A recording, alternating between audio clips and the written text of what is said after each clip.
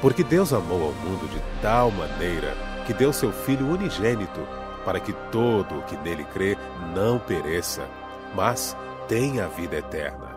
João 3,16. Tema da semana: salvação.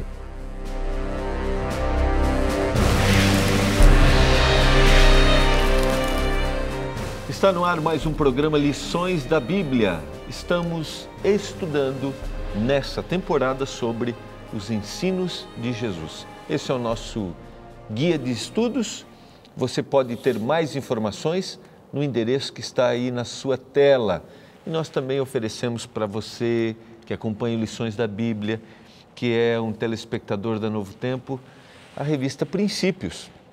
Se você deseja conhecer mais os planos que o Senhor tem para você, para a sua vida, para a sua família, você pode acessar também o endereço que está aí, você faz uma inscrição, coloca lá seus dados e você vai receber gratuitamente na sua casa a revista Princípios.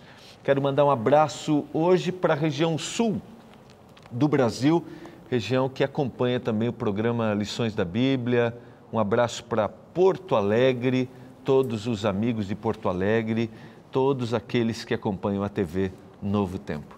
Os nossos convidados, os nossos amigos, que estão nessa temporada, pastor Gilson Brito, seja bem-vindo. Obrigado. Pastor da Igreja Adventista na região de Minas Gerais, região administrativa de Valadares.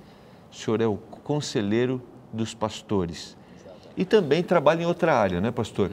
Que é a área financeira da igreja, como ensinar qual é a participação que cada membro tem com as suas rendas, com o seu dinheiro. É isso, né, pastor? Também. Posso resumir isso, né? Na verdade, é o Ministério da Fidelidade, né?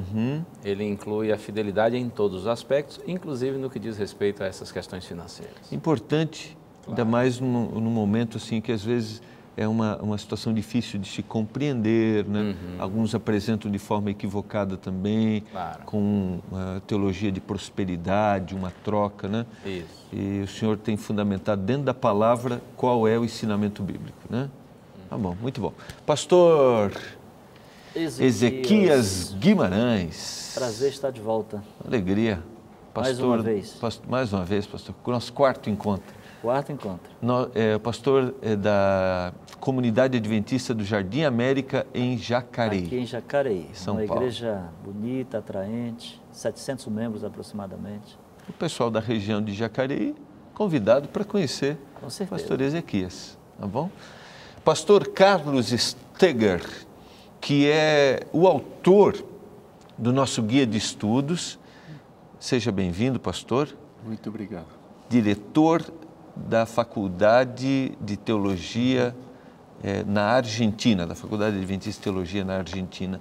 Fica na cidade de... Nós chamamos Puigari. O nome correto é Libertador San Martín.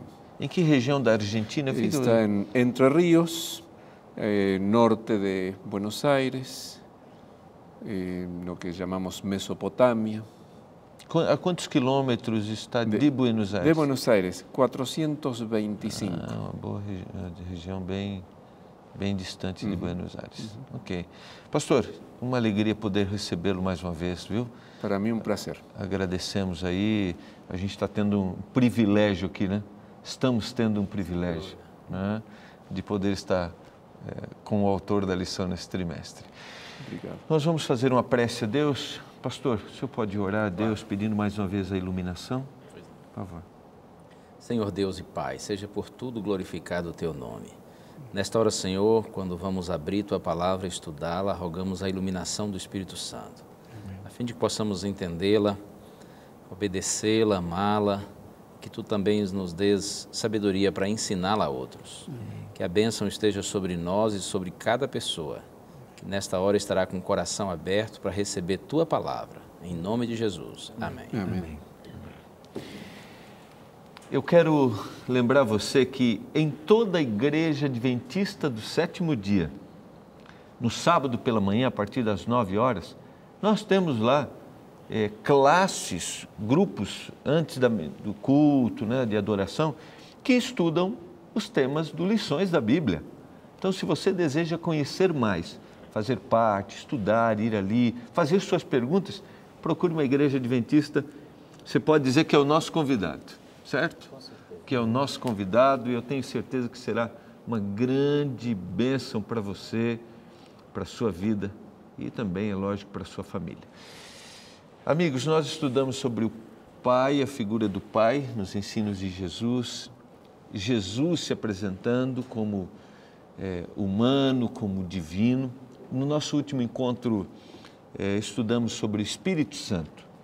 Descobrimos, né, que ele é uma pessoa da divindade que trabalha para a nossa salvação. E nós percebemos como é importante ter noção clara disso, porque isso tem influência direta na nossa salvação, não sendo ele uma energia. E hoje nós vamos aprofundar um tema que talvez seja, né, todos os temas da Bíblia são belos, mas esse tema é a salvação. Aquilo que um dia o Senhor planejou para mim, antes que o homem viesse a cair. E eu quero começar lendo o que o nosso autor aqui colocou, está lá no guia. Costumamos dizer que a morte faz parte da vida. Não. A morte é a negação da vida, não parte dela. No entanto, sendo tão acostumados com a morte, nós a rotulamos de modo errado, chamando-a de algo oposto ao que ela é realmente. Seja qual for a nossa compreensão dela, uma coisa é certa: sem ajuda divina, a morte eterna seria o destino de todos nós. Encontramos no plano da salvação a grande expressão do que está em São João capítulo 3, verso 16, que é o nosso verso para memorizar, a motivação de se decorar. Eu creio que esse, talvez, todos nós conhecemos, e muitos que... Porque Deus amou o mundo de tal maneira que deu seu Filho unigênito, para que todo aquele que nele crê não pereça, mas tenha a vida eterna. Acho que não poderia começar de forma mais apropriada. Nesse verso, além de ser uma declaração universal de amor, nós temos aqui também a declaração de banimento da morte. Né? A morte já não existirá no momento em que a nossa salvação se torna uma realidade. Né? E talvez, pastor, eu vou aproveitar que o senhor usou uma expressão bem interessante, o banimento da morte. Talvez nesse momento nós podemos estar falando com alguém que essa semana, hoje, perdeu alguém ou algum tempo, e aquela ferida, aquela dor está ali dentro. Então está aqui uma grande promessa de que um dia isso será para sempre exterminado. E compreendendo o tema desse estudo que vamos fazer, esse sofrimento vai ser bem amenizado. Vai ser bem amenizado. Exatamente, e vai se encher de esperança. Com certeza. Né? A morte não tem a palavra final, né? Louvado seja o Senhor por isso. Exatamente, graças. Ainda que tenha se tornado uma realidade por conta da separação de Deus, mas um dia o Senhor, Ele promete que todos aqueles que creem nele, eles viverão eternamente. Graças à morte de Jesus, né, pastor? Claro. Eu costumo dizer, e digo confiado na graça de Jesus, que eu fui condenado, mas a vida eterna, né? Condenado à vida eterna. E o guia trouxe uma expressão, né? Nós temos apenas duas escolhas em relação aos nossos pecados, os nossos erros e, consequentemente, a morte. Ou pagamos por eles no lago de fogo, ou aceitamos o pagamento feito por Cristo na cruz. Ou eu escolho uma coisa, ou eu escolho outra. Ou a vida, porque essa morte é uma pequena interrupção, ou a morte eterna, que em realidade hoje é uma pequena interrupção, o sono daqueles que vão acordar. A gente viu algumas coisas interessantes no guia. A salvação é um dom de Deus. Tem frases aqui muito fortes e para a gente eu não mereço, mas tenho a oportunidade de receber. Eu queria colocar para vocês duas coisas. Qual foi a atitude de Deus e aonde entra a minha atitude? Aonde entra? A atitude de Deus foi ter providenciado o meio, não é? E o meio não é outro senão o próprio Senhor Jesus Cristo. E a atitude nossa é a aceitação dessa providência de Deus. Salvação é um presente que Deus nos oferece. E nós, se nós o aceitarmos, nós nos beneficiaremos dele. Se infelizmente nós o rejeitarmos, então nós que somos pecadores e o salário do pecado é a morte, experimentaremos a morte eterna. Uhum. Esse processo, nós em algum momento, eu fiz a pergunta e até o senhor que deu a explicação. Talvez a gente esteja falando para alguém que não perceba a sua condição e a sua necessidade de receber essa salvação. Que salvação é essa? A gente podia dar aquela explicação, pastor, que nós demos há algum tempo. Que salvação é essa? Do que eu vou ser salvo? O que eu não mereço, mas Ele me ofereceu? Pode ser? Salvação da morte eterna, não é? Porque Deus nos criou ligados a Ele, mas infelizmente por conta do pecado, nós nos separamos de Deus e por isso ficamos condenados à morte, porque só há vida no Senhor, não é? Como eu até mencionei numa das semanas aí anteriores, Deus nos criou para a imortalidade, mas uma imortalidade condicionada à nossa ligação com Ele, que é a fonte da vida. No momento quando nós pecamos, nós nos separamos de Deus. O profeta Isaías diz lá no capítulo Isaías 59, versos 1 e 2, que as nossas iniquidades, nossos pecados fazem separação entre nós e Deus. Então, separados de Deus, estamos condenados à morte eterna. Então, quando a gente fala de salvação, nós estamos falando de salvação da morte para a vida eterna. E essa salvação se dá quando nós aceitamos Jesus Cristo como nosso Salvador pessoal. E temos, inclusive, a coragem de confessar isso diante dos homens e diante de Deus. Então, nós passamos a ter o direito da vida eterna. Jesus disse que aquele que crer nele tem a vida eterna. Passou da morte para a vida, não entra em condenação, não é? É João capítulo 5, verso 24. Esse é um verso muito poderoso. Então, quando você crê em Jesus Cristo como seu Salvador pessoal, você recebe o direito da vida eterna. E ele diz assim, passou da morte para a vida. Ou seja, você já não está mais condenado à morte eterna, você está, na verdade, escolhido para a vida eterna. Então, isso é maravilhoso. Ainda que você venha descansar, claro, ainda que você venha dormir, o que a Bíblia chama de sono. E outra questão, pastor, que o senhor citou, é a questão do pecado. Esse pecado não é só o ato equivocado, o ato errado, mas é uma condição, exatamente, a própria natureza nossa. O ato, na verdade, é a exteriorização daquilo que a gente experimenta interiormente, que é uma condição de alienação de Deus. Né? Porque dessa forma, todos nós necessitamos, todos nós temos, como seres humanos, temos a mesma necessidade. Claro. Né? Todos nós pecamos, né? A própria palavra de Deus diz em Romanos, todos pecaram e carecem da glória de Deus. Nós estamos nivelados por baixo. Né? No momento em que eu reconheço essa minha condição, olho para Jesus, eu o aceito como meu Salvador pessoal, aí verdadeiramente eu faço um grande upgrade da vida. Né? Aceito a salvação e abraço a vida eterna.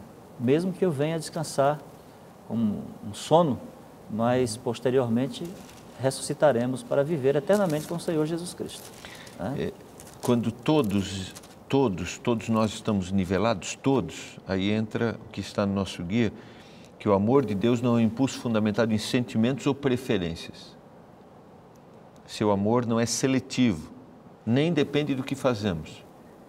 Ainda que no processo de salvação, a partir do momento que eu aceito, há uma mudança. E nós também, pastor, não podemos ser seletivos também, né? Porque ocasionalmente nós, até pela convivência, pela vida cristã, pelo contato com a palavra de Deus, muitos querem se achar um pouco melhor do que outros, né?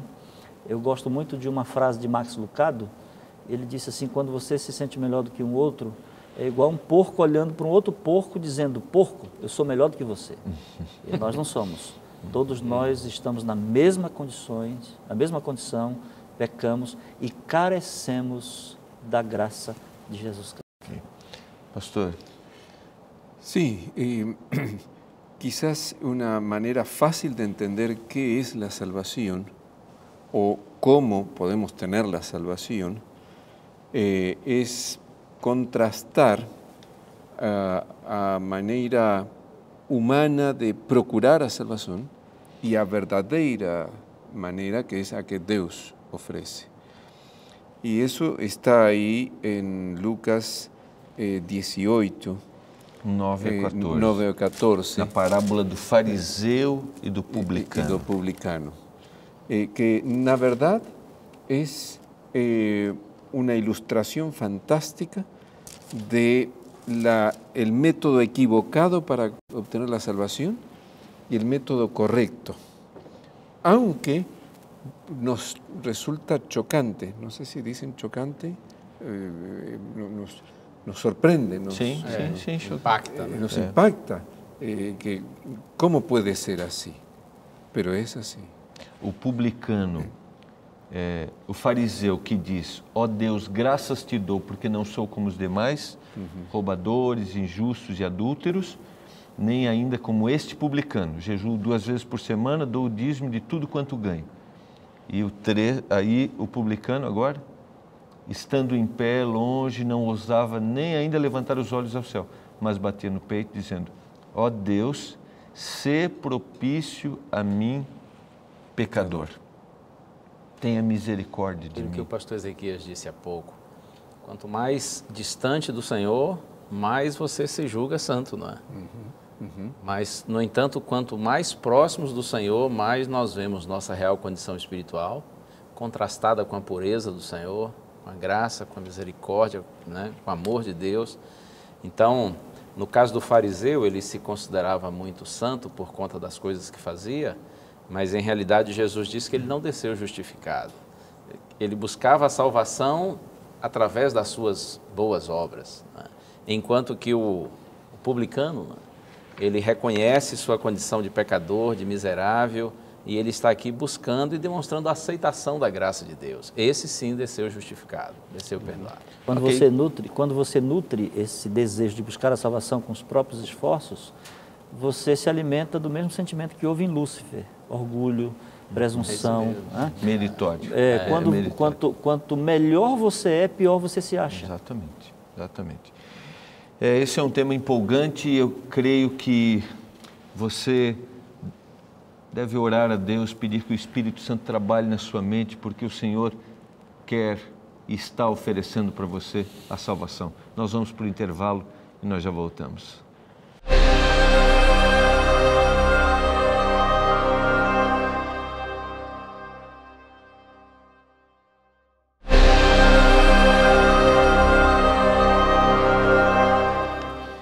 Você está sendo motivado neste programa a entender o plano maravilhoso que o Senhor tem para salvar você, para salvar sua família, para resgatá-lo, para dar uma nova direção. E a gente vai aprofundar um pouquinho mais agora. Esse plano é uma iniciativa divina. Até onde vai? Quem que pode ser alcançado? Se todos estamos todos estamos nivelados, todos carecemos. Todos podem ser alcançados? Todos podem ser? Com certeza, todos. Eu gostei da expressão iniciativa, né? Nós somos acostumados aí a aconselharmos casais e a gente percebe que aquele que mais se preocupa, aquele que mais ama é aquele que toma a iniciativa, né? E a gente vê claramente isso na pessoa do nosso Deus, como Ele nos ama de tal maneira, de forma indescritível, Ele tomou a iniciativa para resgatar o ser humano. Naturalmente, Ele não precisaria disso, nós é que precisávamos, mas Ele tomou a iniciativa. Em contraponto a essa iniciativa de Deus, o ser humano foi se esconder. No caso de Adão e Eva, correram para se esconder, né? Eles precisavam, correram. E Deus, que não precisava, se mostrou disponível para ir atrás do ser humano. Né? Antes do pecado, o homem fugia para Deus. Depois do pecado, passou a fugir de Deus. E Deus vai atrás. Aconteceu assim, inclusive, no Éden, né? Depois que nossos pais pecaram e ouviram a voz de Deus, se esconderam, e Deus, onde estás? Né?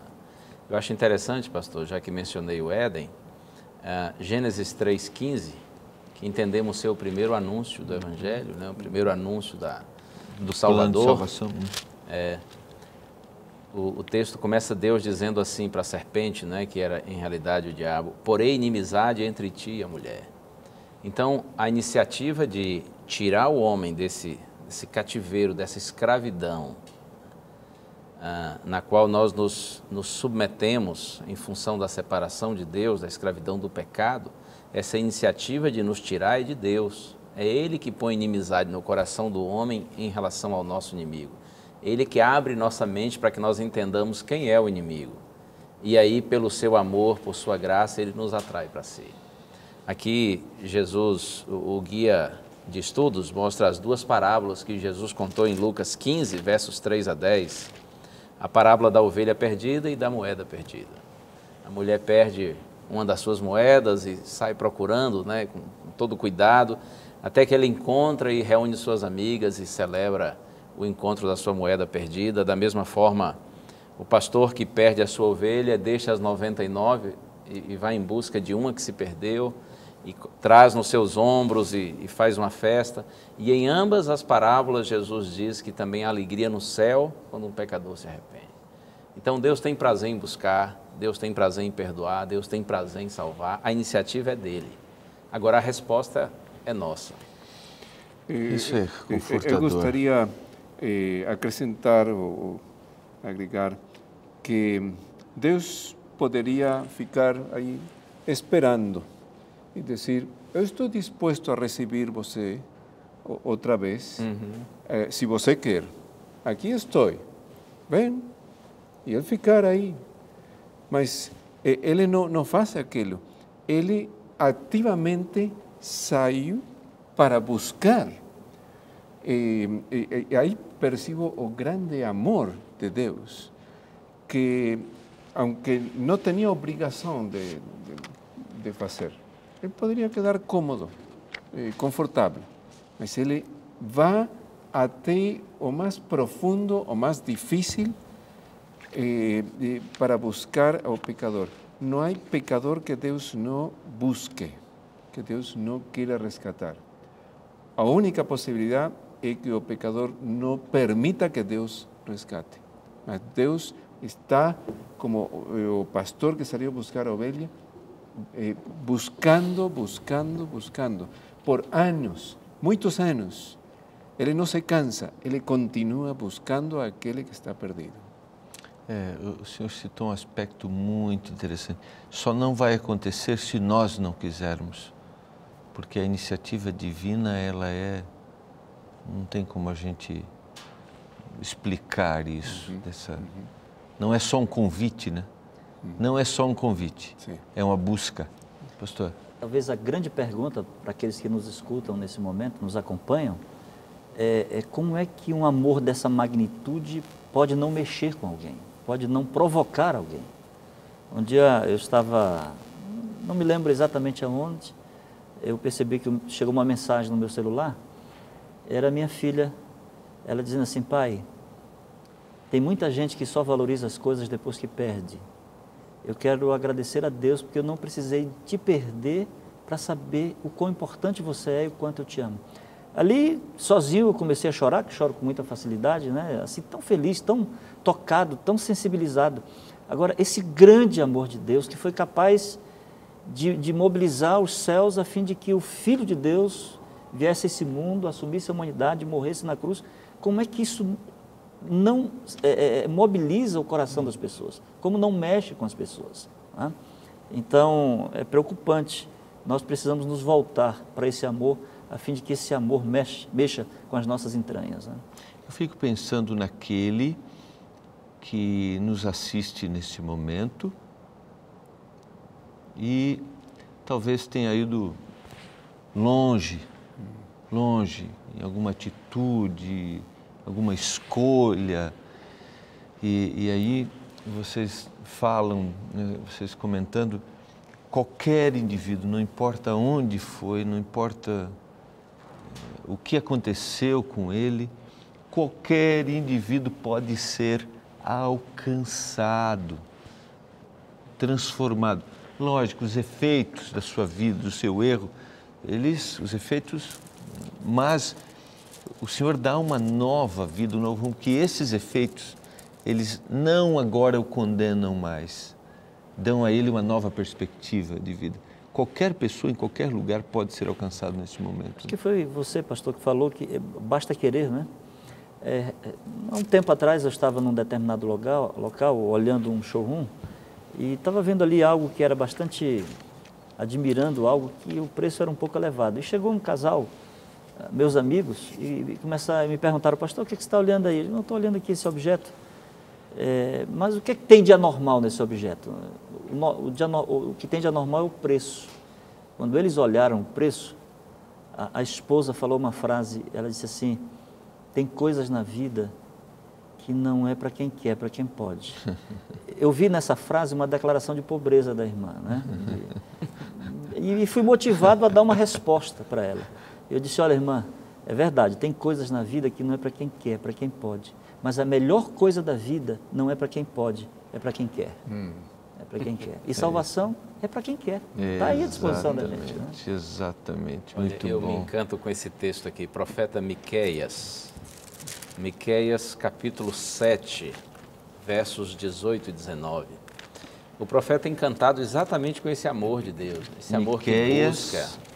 Miqueias, capítulo 7, versos 18 e 19. Okay.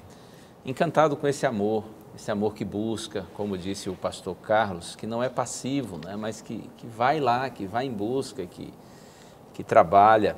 Jesus veio, inclusive, sabendo que essa busca, para que ela fosse efetivada, isso incluiria sua própria morte, seu próprio sacrifício. Então o profeta Miqueias, encantado com a graça de Deus, ele diz assim, quem, ó Deus, é semelhante a ti, que perdoas a iniquidade e te esqueces da transgressão do restante da tua herança? O Senhor não retém a sua ira para sempre, porque tem prazer na misericórdia.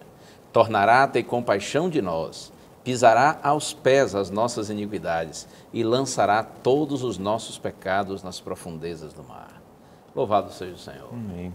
Que Deus maravilhoso esse, que tem prazer na misericórdia. Talvez nós estejamos falando para você, que pode achar que não existe solução, pode dizer, você não conhece a minha história, talvez você ache que você foi longe demais. Lembre-se, como é a frase, pastor? Tem coisas na vida que não é para quem quer, é para quem pode. Mas a melhor da vida não é para quem pode, é para quem quer.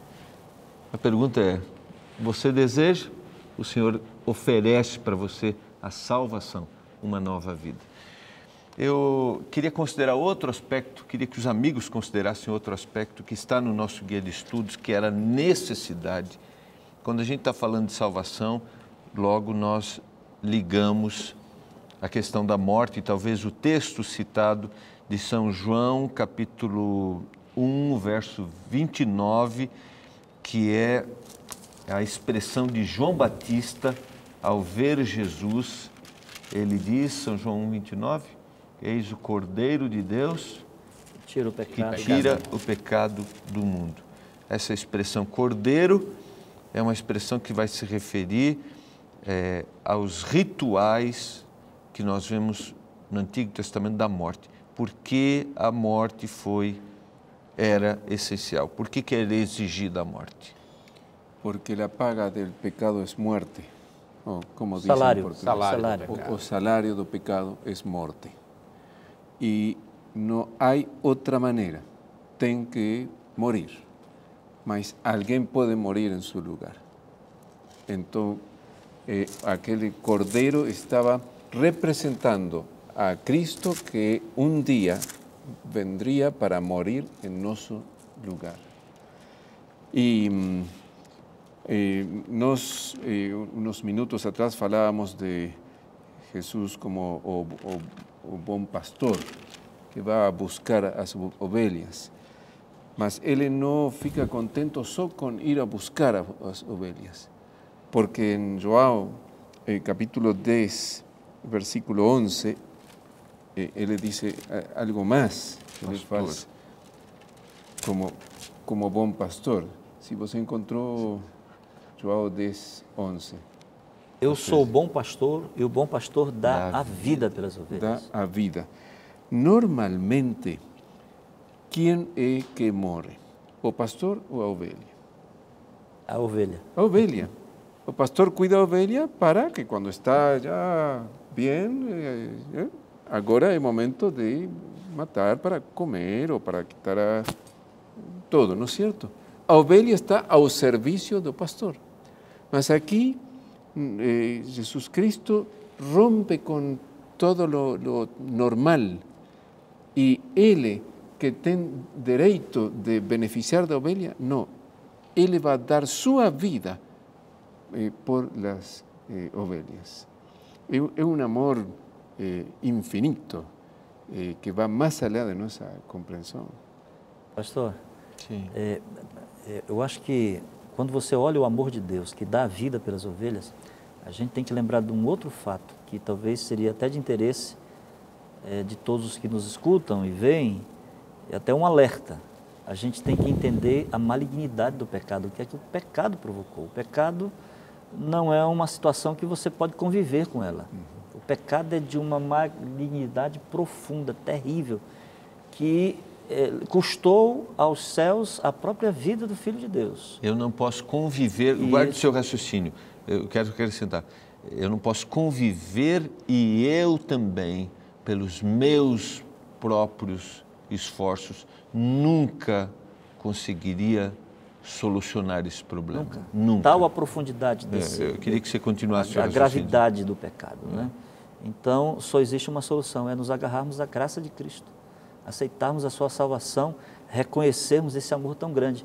Há um adágio popular que diz que quando a oferta é grande, o santo desconfia. Mas a oferta aqui é tão grande que às vezes os santos não aceitam, não acreditam. Mas nós temos que acreditar e aceitar. É a nossa esperança de rompermos com o pecado, de rompermos com a morte e abraçarmos a vida eterna e a salvação eterna. E às vezes nós passamos por momentos difíceis na vida que nos leva a essa incompreensão. Parece que quando a gente está bem, a situação está bem, né, é o oposto. Quanto mais eu deveria procurar, talvez se a gente pensasse aqui no indivíduo que um dia aceitou, um dia recebeu, mas agora ele passa por um momento de dificuldade, ele não consegue, às vezes, visualizar que o Senhor continua com a mesma intenção, com a mesma vontade, com a mesma disposição em salvar, em buscar. Às vezes a gente tem uma incompreensão desse assunto de entender o plano da salvação e aceitar, principalmente aqueles que cresceram, que conheceram a palavra, que não foram resgatados. Pastor? Sí, nós acostumamos dizer que a salvação é gratuita. Não custa nada, mas não é gratuita. Tem um custo infinito. Para nós é gratuita, mas para Deus, não. Pagou o máximo preço do universo. Jesus na cruz estava fazendo uma troca, não é? Ele estava recebendo o castigo que nós merecíamos por sermos pecadores e, consequentemente, passando para nós o direito que, como homem, ele conquistou por não ter pecado de vida. Então, foi isso que Cristo fez na cruz. Por isso que o profeta Isaías, lá no capítulo 53, né, de forma tão linda, cerca de 700 anos antes de Cristo, já havia profetizado de que ele levaria sobre o madeiro os nossos pecados. Então, Cristo estava ali fazendo uma troca. A partir daquele momento, todo aquele que aceita Jesus como Salvador pessoal, ele passa a ter o direito de vida eterna através dessa conquista que ele fez por nós. Ok. Nós vamos para o nosso intervalo e nós já voltamos. Receba a salvação que o Senhor oferece para você.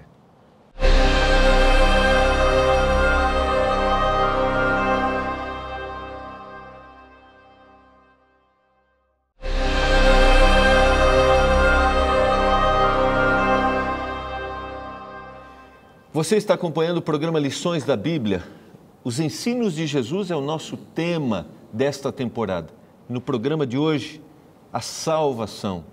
Eu tenho a certeza que está sendo uma grande bênção para a gente saber que o Senhor tem interesse em que todos sejamos salvos. Amigos, quando eu sou salvo, eu aceito o plano de salvação, a salvação começa a fazer parte da minha vida. O Senhor deseja me libertar. E o nosso guia de estudos usou a expressão, usou um título, um subtítulo dizendo livres do pecado. E eu queria ler o texto, se vocês me permitirem, São João capítulo 8, verso 34. E até o 36, né? Isso. Replicou-lhe Jesus, em verdade vos digo, todo o que comete pecado é escravo do pecado. O escravo não fica para sempre na casa, o filho sim, para sempre. Se, pois, o Filho vos libertar, verdadeiramente sereis livres. Não existe verdadeira libertação senão esta que Cristo oferece. Não existe libertação pela beleza, pelo dinheiro, pela psicanálise. Se você quer ser verdadeiramente liberto, se nós queremos experimentar essa liberdade, nós temos que abraçar essa salvação que Jesus nos oferece. Que a gente vê de gente frustrada, complicada, porque o pecado ele complica a vida de uma pessoa, ele frustra a pessoa, ele traz amargores às pessoas.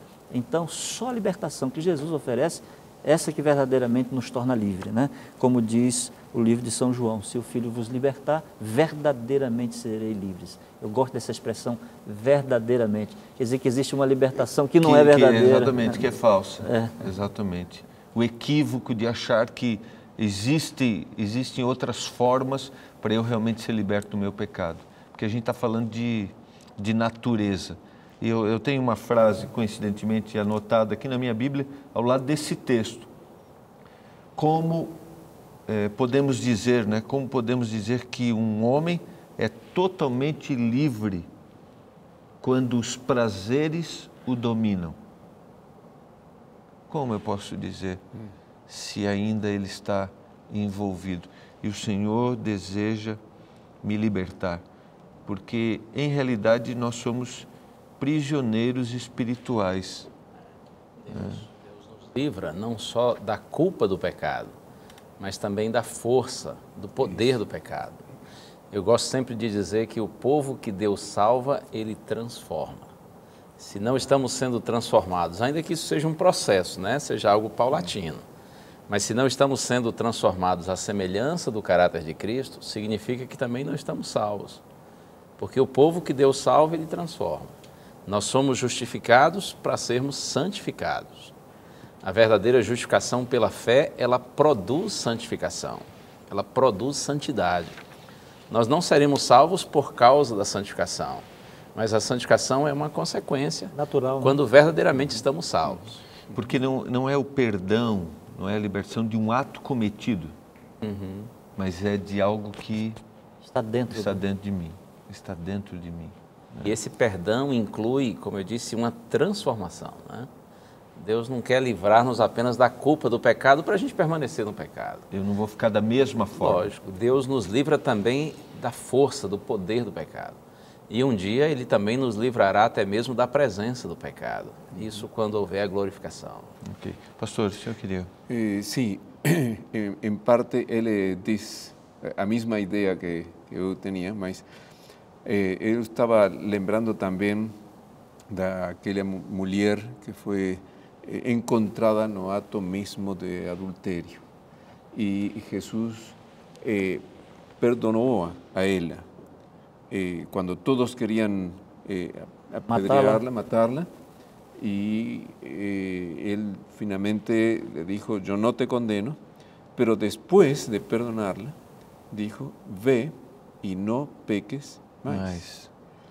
Quiere decir que o perdón que recibimos de Dios no es para decir, ahora anda y continúa pecando, sino que es una liberación de los hábitos pecaminosos, de toda esa vida vieja que nos llevaba a pecar, para que ahora vivamos com o Senhor.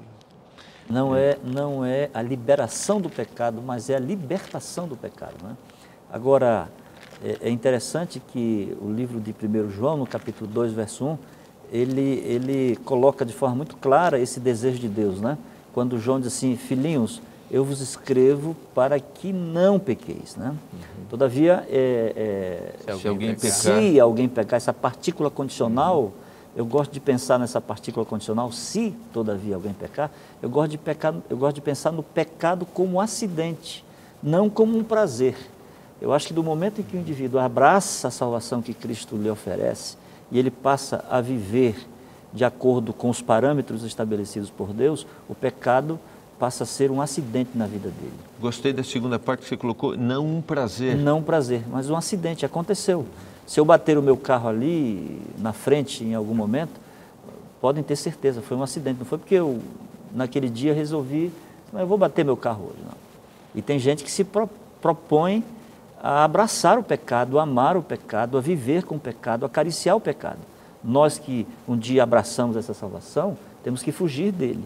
E se um dia, todavia, por acidente pecarmos, temos advogado que nos perdoa e nos justifica novamente. Exatamente. Sim, pastor. Uma vez li uma ilustração de um homem da China, que ele aceitou a Cristo. Um homem da China. Da China. Sim. Ok. Aceitou a Cristo, agora é cristão, e ele procurava explicar como é isso de ser cristão. Então, ele diz assim, eu caí no fundo de um poço.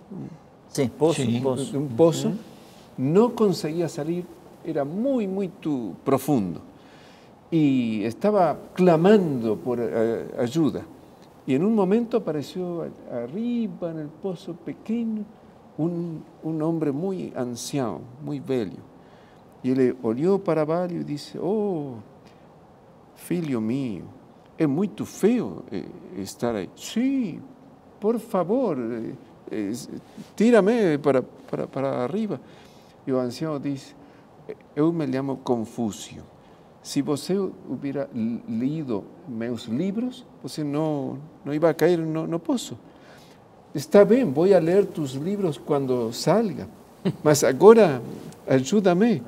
E o ancião se foi. E ele continuou aí desesperado. Depois aparece outro que senta assim, cerra os olhos. E então o indivíduo clama por ajuda. E então ele olha e diz, é muito feio estar aí abaixo. Sim, por favor, tira-me, saca-me. Então Buda diz, olha, siéntate e põe tus braços assim, fecha os olhos e pensa, medita em algo bonito que em outro lugar e está. O vou fazer, mas quando esteja arriba. E Buda foi. E depois apareceu um homem com o rosto bondoso e sinal de sofrimento. Não disse nenhuma palavra. Desceu até o fundo do poço. Tirou ele para arriba. E então põe a mão sobre o ombro e diz, agora vamos a caminhar juntos. Então o homem diz, e desde então não caigo mais no poço. E essa é a experiência de libertação que quer fazer Jesus Cristo. Aí está a grande diferença. Nós respeitamos todos que têm a sua visão, a sua forma de salvação, né? Todas as crenças. Mas aí está a grande diferença do plano de salvação que o cristianismo apresenta, expresso em Jesus Cristo. Nós vimos no nosso guia de estudos também. Creio que o pastor Gilson citou isso em algum momento, que o Senhor quer nos dar a vida eterna a partir do momento que nós o aceitamos, mesmo que seja interrompido em algum momento pela morte. Isso que eu aceitei. Texto esse aqui, pastor. Sim, por Posso favor. ler? Por favor. João 5:24. Em verdade vos digo, quem ouve a minha palavra e crê naquele que me enviou, tem a vida eterna. Não entra em juízo, mas passou da morte para a vida. Então Jesus disse, se você ouve e crê na minha palavra, você tem a vida eterna. Não é terá, tem, no presente. Né? E Jesus diz, não entra mais em juízo, em condenação, porque em Cristo nós somos absolvidos. Não entra em condenação, mas passou, né? Não é passará, passou da morte para a vida, da morte eterna para a vida eterna. Então, ainda que morra, mas essa morte do cristão não é a morte eterna. Né? Jesus disse lá em João capítulo 11, todo aquele que vive e crê em mim jamais morrerá eternamente. Então, e ele diz também, aquele que crê em mim, ainda que morra, viverá. Então, a morte para o cristão é apenas uma interrupção temporária da vida, para, na manhã gloriosa da ressurreição, receber o dom da eternidade. Nós não estamos dizendo com isso, pastor, que essa expressão não significa uma vez salvo. Não. Salvo para sempre. Claro, eu acho que é legal a gente, né, para não... Porque, infelizmente, a gente pode perder a salvação quando nós nos separamos de Cristo. Né? Lá em... Por isso que está lá, a gente viu no encontro anterior, no último programa, que encher-se do Espírito é um processo contínuo, de necessidade diária, gradual. E eu posso interromper isso. E também, o senhor citou o texto de 1 João capítulo 2, verso 1, se você pecar, você tem alguém para interceder por você. Agora, você tem que buscar a intercessão, você tem que buscar o intercessor. Os versos anteriores, do final do capítulo 1, né, tá falando sobre a necessidade da confissão. Se você confessar os pecados, o Senhor vai perdoar você. E aí, eu escrevo para que você não peque, mas se você pecar... Então, pastor, o senhor ia continuar. Paulo escrevendo aos Efésios, ele diz assim, outrora erais trevas, porém agora sois luz no Senhor. E ele termina o raciocínio dizendo, andai como filhos da luz. Então, antes nós estávamos perdidos nas trevas, na escuridão, sem Deus, condenados à morte eterna, mas agora que recebemos Cristo, ele diz assim, agora sois luz. Né? E sois luz no Senhor. E ele termina dizendo, andai como filhos da luz. Então, enquanto eu permaneço em Cristo, eu sou luz. Mas eu preciso permanecer em Cristo, eu preciso continuar andando como filho da luz. Se eu me separar do Senhor, eu volto a ser trevas. Quer dizer, eu perco a salvação. Então, uma vez salvos, temos que buscar todo dia essa salvação. Ela não é incondicional, nem irresponsável, não é graça barata. Né? É um compromisso do cristão que abraçou a vida eterna e que se compromete, pela graça de Jesus, pelo seu poder, viver de forma compatível com o que está na palavra do Senhor. Mas eu agora vivo uma nova vida, uma vida de alegria a partir do momento que eu aceito. E talvez aí entre o que o nosso guia citou, a necessidade diária, da ilustração, da figura de linguagem que João usa em São João capítulo 6, verso 35, declarou-lhes, pois, Jesus, São João 6, 35, eu sou o pão da vida, o que vem a mim jamais terá fome, e o que crê em mim jamais terá sede.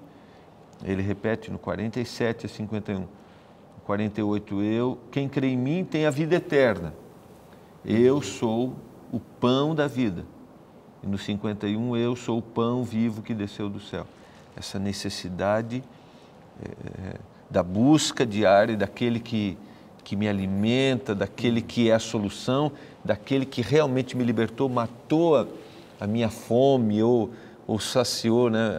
Matou também a minha sede, saciou a minha fome, matou a minha sede, que ele usa quando ele fala com a mulher samaritana no capítulo 4. Pastor, me permita só mais uma participação, é que quando essa salvação nos alcança, tudo muda na gente, até o humor muda. Né? Isso é uma das indicações de que esta salvação é verdadeira. E de vez em quando eu vejo alguém dizendo que foi salvo, mas piorou. Em vez de perguntar o que aconteceu contigo, me dá vontade de perguntar que bicho te mordeu. Né? Porque a pessoa muda para pior. E essa salvação que Jesus nos oferece, ela muda tudo na gente. É o humor, a vida, os costumes, os hábitos. É alguma coisa que nos leva para um crescente contínuo. Né? Por isso a necessidade de buscar diariamente. Claro. Porque eu posso, e talvez a gente esteja falando para alguém que vive, eu uso a expressão, um baixo momento na sua vida religiosa. Um momento ruim, a necessidade de buscar. Queridos, foi uma alegria. Eu quero fazer Qual foi a intenção do nosso autor, pastor? 1 minuto. A intenção, o objetivo. O que o senhor gostaria que, ao estudarmos essa lição, esse guia, né, o estudo dessa semana, o que a gente deve levar aqui? Quizás para ter o resumo, a síntese. No começo, você lia, temos apenas duas escolhas em relação aos nossos pecados. Ou pagamos por eles no lago de fogo, ou aceitamos o pagamento feito por Cristo na cruz. E se aceitamos o pagamento de Cristo, ele diz em João 10:10, eu vim para que tenham vida e a tenham em abundância. E muitas vezes os seres humanos parecemos contentos com uma vida de mendigo. Diz mendigo? Sim, a vida de mendigo. De mendigo. Vida. Mas Cristo quer dar vida em abundância. Amém. E é só aceitar aquilo que Ele fez morrendo por nós na cruz. Amém.